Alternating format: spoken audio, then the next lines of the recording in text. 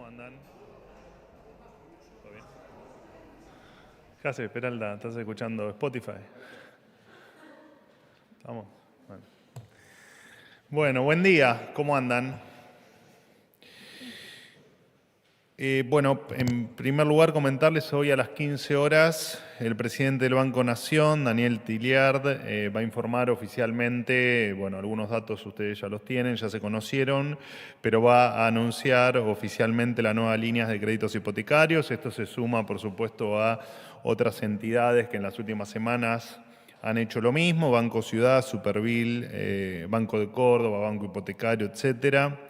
La vuelta del crédito es el resultado de un gobierno que se propuso y que le han creído que efectivamente va a pulverizar la inflación y establecer reglas claras para que el sector privado invierta. En un país normal, la gente compra casas a crédito, ¿no? Y electrodomésticos en efectivo, digamos. En la Argentina nos hemos acostumbrado a pagar hasta la comida a crédito, lo cual es muy triste, y vamos a revertir esto, y esto es una buena muestra de que eso va a ser así. El crédito hipotecario en la Argentina, dato de color, pero me parece que es interesante comentarlo, representa apenas el 0,2% del PBI. Y es el valor, es el porcentaje del PBI más bajo en 80 años.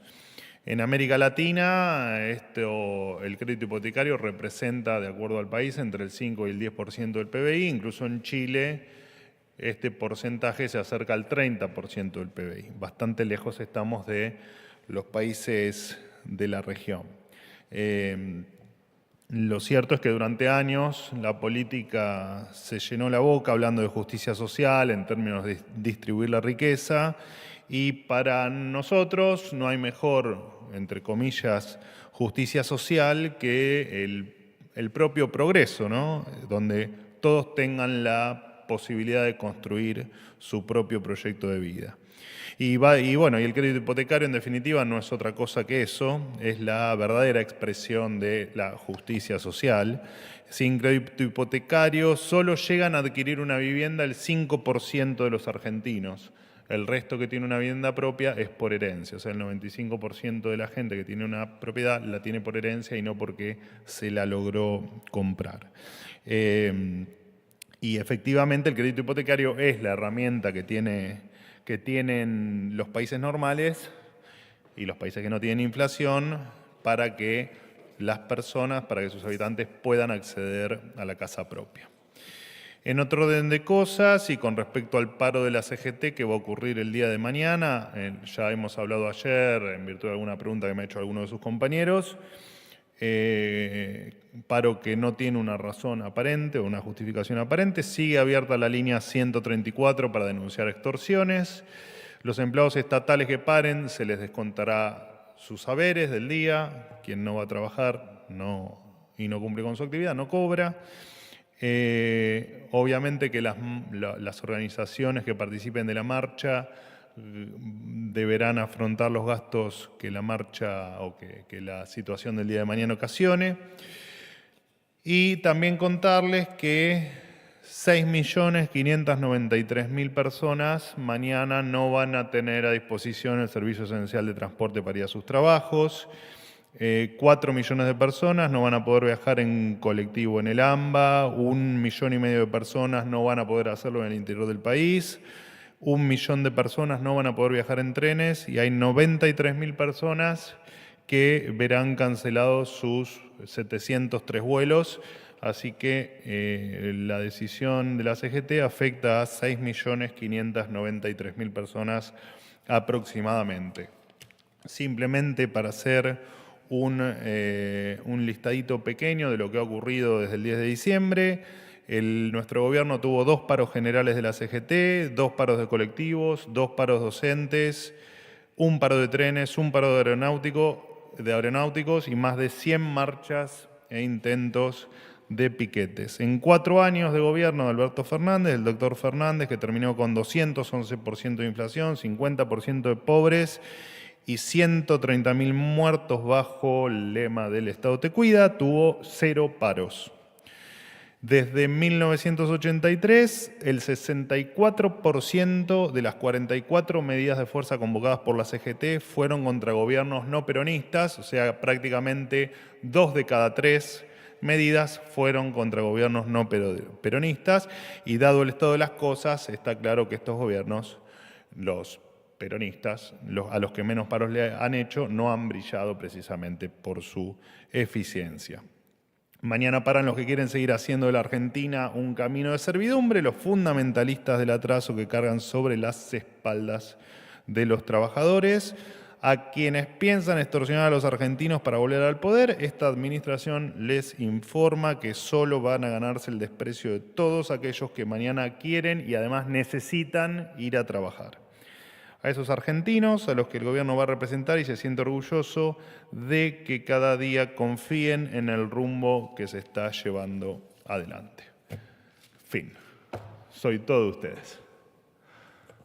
Hola Manuel, buen día. ¿Cómo andas? ¿Bien? Bien. Eduardo Menegazzi para Infobae. Hoy se conoció una resolución en el boletín oficial firmada por el ministro de Economía, por el secretario de Energía, mejor dicho, Rodríguez Chirilo, respecto de la deuda que mantiene el gobierno con las generadoras de energía. La asociación que agrupa a las empresas generadoras de energía manifestó su rechazo al bono que le propusieron, que tiene vencimiento en 2038 y que es por 600.000 millones de pesos. Quería saber qué posición va a adoptar el gobierno, si van a seguir las conversaciones o qué rumbo va a adoptar al respecto. Gracias. Bueno, sí, efectivamente, las conversaciones van a seguir. Es un tema que tenemos en agenda solucionar y claramente se va a seguir conversando. Digo, más allá de que efectivamente la deuda o el gasto que el Estado debe afrontar desde febrero en adelante, de hecho hasta el propio presidente Milei, y yo creo que en alguna conferencia también lo he dicho, estimamos que cerca de mitad de año va a quedar regularizado y el resto serán esfuerzos que haremos para efectivamente terminar con el problema que se había acumulado para diciembre y para enero. Y está efectivamente en nuestras intenciones seguir conversando para resolver un tema que por supuesto no puede quedar eternamente inconcluso, ¿no? Dentro del gran desaguisado dentro de las cuentas públicas, estamos haciendo todos los esfuerzos para precisamente terminar con este embrollo que implica la deuda a la que vos haces mención. Manuel, buen día. Hernán Mundo de Radio Nacional. Vuelvo con la cuestión del paro de mañana.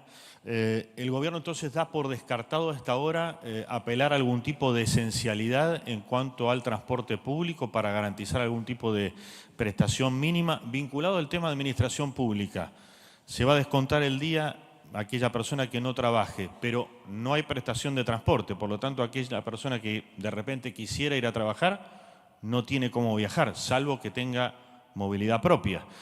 Y por otro lado, una pregunta de otro tema, es la peor catástrofe que sufre Brasil en el sur de su país. Argentina ya ha comunicado, usted lo ha dicho ayer, la ayuda al país. ¿Está previsto algún tipo de diálogo más allá de las diferencias ideológicas con el presidente Lula? Gracias.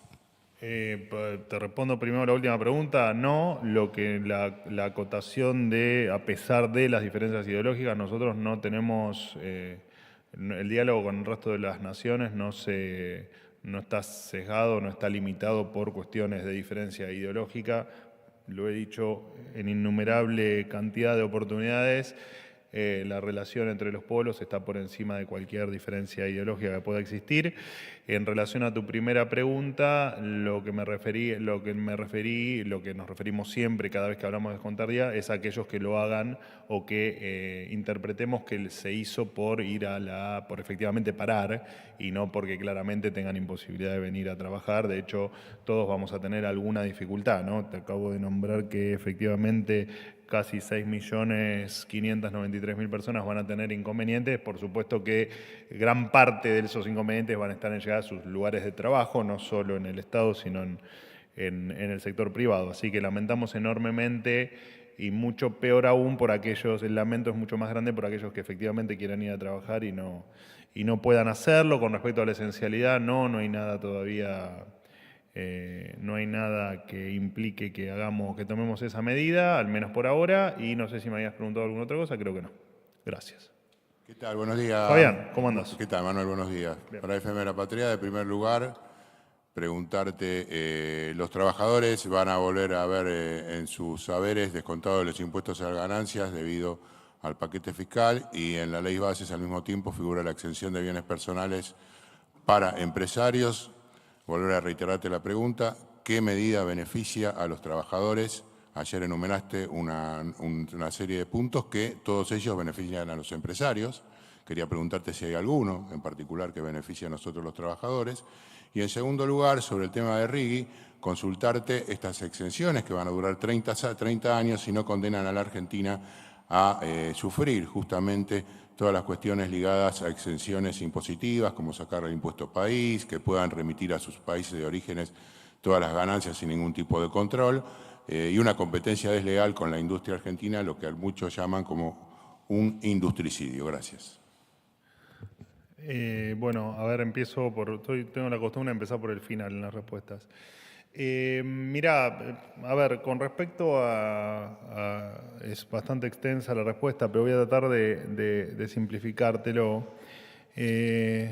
Muchas veces se ha cometido el error en la Argentina, de hecho me parece que está implícito en la segunda parte de tu pregunta, esto de entender que cuando le va bien al empleador, le va mal al empleado y viceversa, ¿no? Y que cuando le va bien al empleado, le va mal al empleador. Y la verdad que lo que hay que entender es que eso está mal, eso es una falacia, ¿no? En general, cuando le va bien al empleador, le debe ir o le debería ir bien al empleado, y cuando le va bien al empleado, le debería ir bien al empleador. De hecho, si le va mal al empleador, no tendría razón de ser el empleo que genera.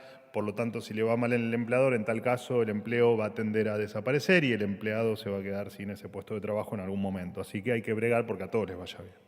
Entonces, esta diferenciación de si la ley es pro empleador y no pro empleado, de por sí se desprende que también es una falacia plantearlo en esos términos, porque todo lo que sea en pos de que el empresario, por ejemplo, porque hiciste referencia al ejemplo que yo manifesté ayer en la conferencia, si el empleador tiene beneficios para poder contratar, indefectiblemente va a estar beneficiado, se va a animar a contratar y va a beneficiar a aquellos que efectivamente sean tomados como empleados.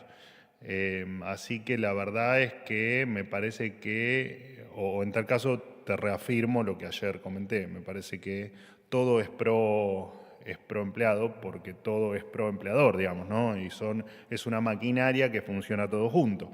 Ni la máquina funciona sola, o no la mayoría de ellas, ni tampoco el empleado trabaja solo, digamos, ¿no? La generación de riqueza se da en la combinación de ambos factores, del factor capital y del factor trabajo, del factor conocimiento, del factor mano de obra, ponerle el título que quieras según el libro que leas.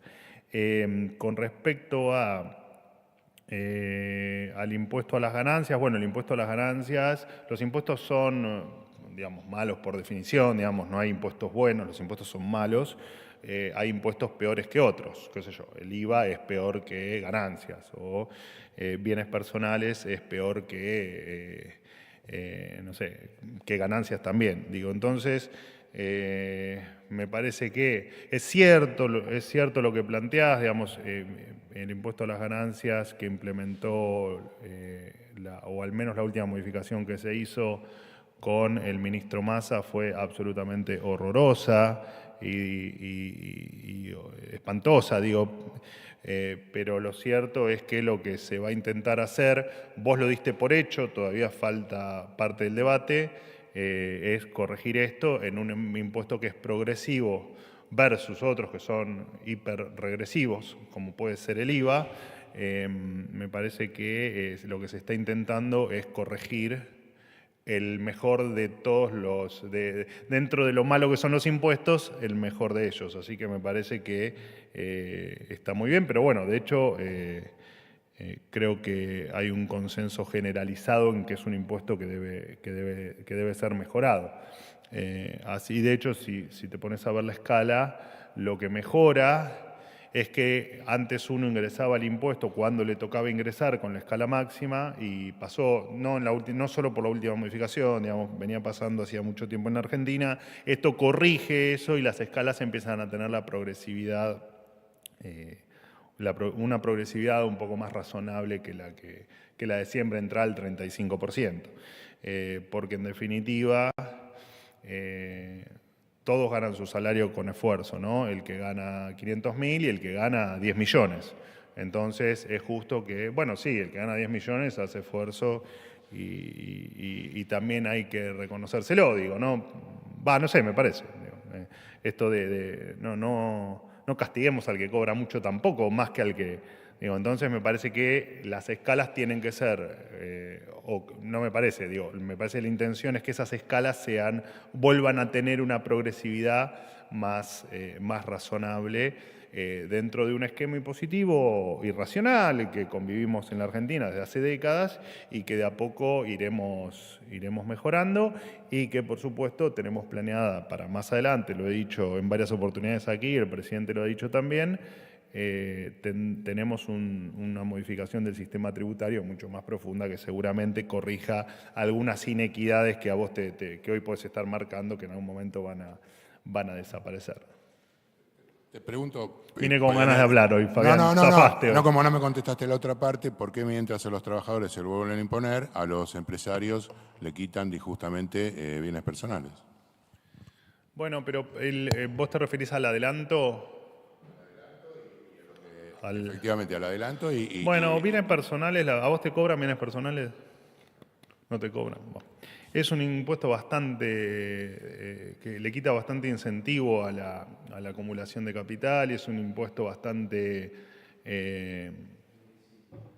complejo porque en definitiva te están castigando por bienes que vos ya pagaste impuestos para adquirirlos, para producirlos y para generarlos. Así que, pero bueno, ya es meterse en una discusión estrictamente de carácter tributario, que por ahí no es el ámbito, pero cualquier impuesto que se intente disminuir va a ser beneficioso. Digo, aparte, bienes personales son personales, digamos, no son de empresas, ¿no? Más allá de que a veces se tribute a través de las sociedades. ¿La qué? Bueno, pero yo creo que es difícil entender la crítica al que alguien venga a invertir y se quiera llevar las ganancias. Digo, ¿cuál es la crítica? La crítica es que tiene que dejar algo en el país porque está haciendo, no hacemos beneficencia en el país. Los que vienen a explotar, los que vienen a explotar tienen que dejar un porcentaje de lo que generan para los argentinos, ¿no? Porque no es solamente el tema del trabajo en el momento, hay daños colaterales, hay desarrollo en el país que tiene que mantenerse. Entonces, que alguien se lleve todas las ganancias de cualquier... En ningún país del mundo pasa, además. No existe un país del mundo en el que haya inversión y se lleven todas las ganancias. No, bueno, también es amplia la discusión. Es interesante igual porque plantea también otra de las frases o de los, ¿cómo decirlo?, de los lemas que hubo durante tanto tiempo de si te llevas las ganancias sos un vendepatria, o sos un fugador, o sos un... Y lo cierto es que cuando vos invertís, vos hablás de inversión extranjera, digo, pero me puede pasar a mí si quiero poner un almacén en la esquina de mi casa, más allá de que puedo hacerme rico poniendo un almacén, vos en el medio vas generando riqueza, porque vas generando empleo, porque generás inversión, porque movilizás un montón de otros rubros que dinamizan la economía. Entonces, más allá de que aparte también pagás impuestos y aparte a los que vos le pagás también pagan impuestos, entonces me parece que eso de me llevo las ganancias sin dejar nada no ocurre nunca, pero nunca, bajo ningún aspecto, en ningún caso. Y entiendo que también hay determinadas inversiones, pero por eso te digo, es un tema por ahí un poco más largo. Y de hecho, hoy parte te lo respondí en la primera parte de mi exposición a tu respuesta. Vos la inversión es un elemento necesario para crecer y para ir combatiendo la pobreza y para tener un país distinto. Digamos, no podés no contar con la inversión. Sería ridículo pensarlo, digamos, que eso ocurra. Y me parece al revés, que hay que motivar a que no solo la inversión extranjera, vos o que cualquiera que esté aquí, que tenga ganas de invertir, que lo haga y que apueste a contratar y que apueste a invertir, a comprar una máquina, a ampliarse y a ser emprendedor y que empiecen realmente a apostar porque el país lo hacen. No lo hacemos nosotros desde el gobierno, el país lo hace el sector privado apostando, invirtiendo y jugándosela. Así que invitamos a todos, sean del exterior o sea de argentinos, a invertir en la Argentina, ¿no? Como Elon Musk, bueno, supongo que pesa más lo que pueda decir Elon que yo, pero invitamos a invertir, te invito a vos, Fabián, también a invertir en la Argentina, que te va a ir seguramente muy bien. Buen día, Pablo Gagliano de ¿Cómo Radio andás? Continental. Muy bien. Quería consultarlo en principio con respecto al paro, si mañana el gobierno va a hacer la tradicional reunión de gabinete, porque no se sabe si los ministros van a poder llegar aquí a Casa Rosada. Y por otra parte, con respecto al billete de 10.000 pesos, ¿cuándo efectivamente empieza a circular? ¿Y qué pasa con el de 20.000? Porque se hablaba de billete de 20.000 y después no se habló más. ¿Es necesario un billete de 20.000? Bueno, vamos, a ver, sí, no nos adherimos al paro, así que mañana probablemente exista la reunión de gabinete. Hoy me preguntaba una compañera tuya, en general cuando las reuniones de gabinete no se realizan en los días previstos es porque parte del gabinete está con problemas de agenda o está de viaje, pasó el martes, pasó el día de ayer, que bueno, no estaba el presidente, no estaba el ministro de Economía, el jefe de gabinete, entonces no tenía mucho sentido la reunión. En principio mañana está prevista, si mañana llega a no existir daremos las razones de los por qué, pero en principio sí, está previsto hacer que la reunión ocurra. El billete de 10.000, entiendo que ayer los bancos podían empezar a solicitar el cambio de billetes por denominaciones más grandes. Entiendo que hoy empezaba efectivamente a distribuirse ese billete. Cuando te llegará a tu bolsillo, la verdad es que no lo sé, pero en principio hoy podría estar en alguna billetera. Si se cumple con el cronograma previsto. El billete de 10.000 sale antes que el de 20.000 porque el billete de 10.000 había una parte del proceso que estaba más avanzada. Los procesos duran entre 6 y 8 meses por temas de seguridad, de diseño, etcétera, etcétera, etcétera. Por lo tanto, el billete de 20.000 está pensado para que salga en el comienzo del segundo semestre. Después, cuando tenga alguna precisión adicional, se los daré. Hay alguna chance de que salga un poquito antes, pero bueno, cuando tenga más precisiones se las voy a dar, pero no va a ser en lo inmediato. No sé si me habías preguntado alguna otra cosa. Bárbaro. Última pregunta. Vocero, ¿qué tal? ¿Cómo Buenos días. estás? Muy bien. Me Le quiero hacer dos consultas. Una era ayer, pero bueno, el azar no estuvo a mi favor y tampoco se lo preguntaron, así que la haré hoy. Creo que sigue teniendo actualidad. Más allá de lo que habló el presidente con Elon Musk, Musk en su propia red social instó a invertir en Argentina, independientemente de la llegada de Starlink, por citar un ejemplo aquí en Argentina. ¿Qué inversiones concretas va a hacer Musk en Argentina, ya que él insta a hacer al resto de sus colegas? En especial le pregunto si hay acciones concretas que va a tomar con respecto a la explotación del litio, y así podremos estar con un largo etcétera. Si hay anuncios, porque el presidente estuvo 2 veces con el magnate, pero no hubo anuncios justamente de inversiones. También tampoco se profundizó qué va a pasar con las sociedades anónimas en el fútbol. Le pregunto porque se reunió con Infantino y usted mismo deslizó que iban a hablar del tema. Y la pregunta de hoy era, ayer el propio vicejefe de gabinete, José Rolandi, reconoció que si se dificultan algunos capítulos de la ley bases, entre ellos el RIGI, puede haber cambios. La pregunta es si va a haber cambios y si hay cambios, si es un fracaso por parte del gobierno, teniendo en cuenta de que el 25 en Córdoba pacto no habrá, o al menos no habrá ley bases. Gracias.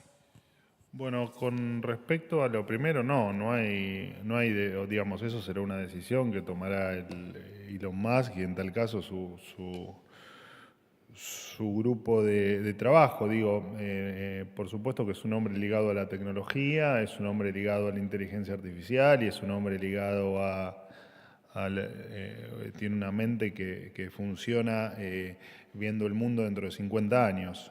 Así que en tal caso puedo tener un pálpito que es que efectivamente las inversiones deberán estar relacionadas con algo de eso, pero no, si vos te referís a si hubo algo puntual, no, efectivamente no existió. Con respecto a la reunión con el presidente de la FIFA, efectivamente se tocaron temas del fútbol y efectivamente también se habló de el dinero o las posibilidades que hay detrás del fútbol en términos de inversión. Creo que incluso yo hace un par de meses atrás, cuando hablábamos por primera vez de la posibilidad que se le da a los clubes de fútbol de poder transformarse en sociedades anónimas, habíamos hablado de que incluso había interesados en invertir en clubes argentinos, pero tampoco hubo nada concreto en una reunión que simplemente fue para ponerse al tanto de cómo estaba la Argentina y de cómo íbamos avanzando en varios temas, entre ellos, por supuesto, la conversión o la posibilidad.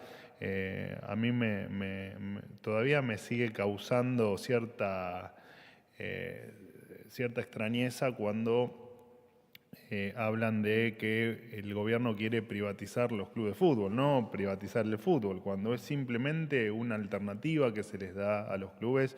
Quien lo quiera hacer, lo puede hacer, lo va a poder hacer, y quien no lo quiera hacer, no lo hará. Digo, está bueno que nos acostumbremos a convivir en un país un poquito más libre y a entender que podemos empezar a tomar algunas decisiones que antes teníamos la comodidad, o muchos sentían que tenían la comodidad de no hacerlo. Así que bueno, nada, simplemente eso. No sé si me habías preguntado otra cosa. Sí, la pregunta que tenía para hoy era, ayer el vicejefe de gabinete, José Rolandi, sí, no, dijo a ver, que estarían dispuestos a cambios siempre y cuando vean una real dificultad de que pueda quedar trunca la ley de bases. Bueno. Si no es un fracaso, porque el 25 se llega sin acuerdo en el Congreso.